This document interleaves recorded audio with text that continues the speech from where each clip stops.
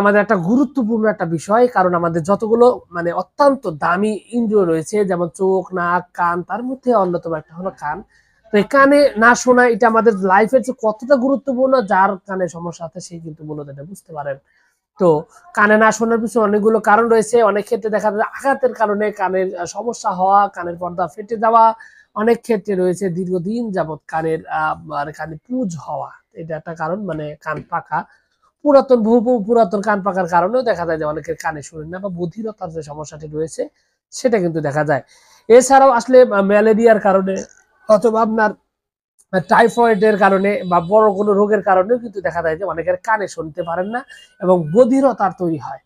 তো এই যে সমস্যাগুলো রয়েছে, এই সমস্যাগুলো সমাধান করে এবং কিভাবে এটা স্বাভাবিক করা যায়, কিছু ঔষধ রয়েছে যে ওষুধগুলো আপনাকে স্বাভাবিক করে দিতে পারে। এরকম হোমিওপ্যাথি কিছু ওষুধের ব্যাপারে আজকের এই ভিডিওতে কথা বলবো। আপনি যদি বধিরতায় ভুগেন এবং আপনি যদি কানে না শুনতে পান, ঠিকমতো কানে না শুনেন, সেক্ষেত্রে আপনাকে কিন্তু অবশ্যই যে বিষয়টা কাজে লাগবে সেটা হলো যে আপনাকে রোগের যে লক্ষণগুলো রয়েছে, কারণগুলো রয়েছে, সেটা আপনাকে খুঁজে বের করে তারপর ওষুধ খেলে অবশ্যই সমাধান হবে। তবে অবশ্যই আমি যে ওষুধগুলোর ব্যাপারে কথা বলবো, সেই ওষুধটার ব্যাপারে প্রথম যেটা বলবো সেটার নাম হলো মার্কডল।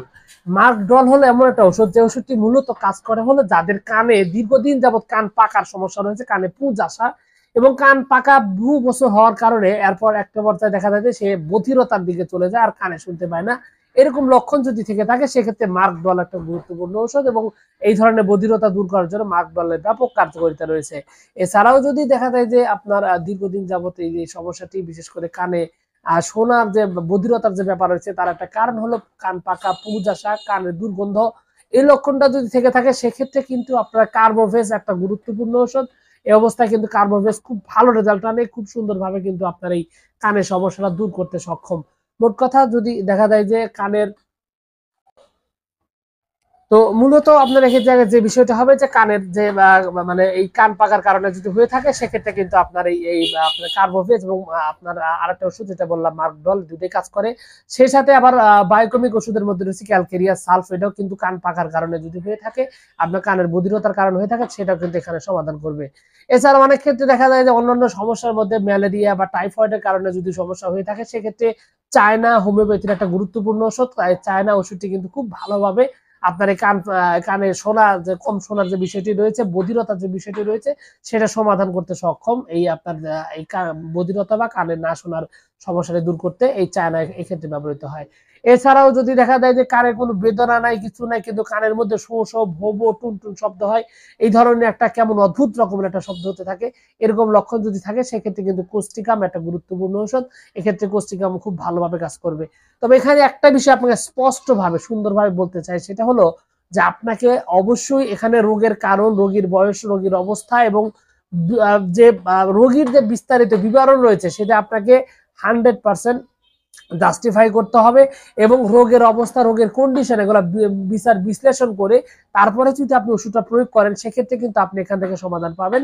এক্ষেত্রে আপনাকে অবশ্যই যে কাজটা করতে হবে, একজন অভিজ্ঞ হোমিওপ্যাথি ডাক্তারের সাথে কথা বলতে হবে, এবং রোগের বয়স, রোগীর অবস্থা, রোগের কন্ডিশন, এই বিষয়গুলো নির্ভর করে তারপরে ওষুধের মাত্রা বা ওষুধের যে শক্তি রয়েছে, পাওয়ার রয়েছে, সেটা সঠিকভাবে আপনার যাচাই করে এবং নির্ধারণ করে তারপরে আপনাকে ওষুধটি ব্যবহার করতে হবে।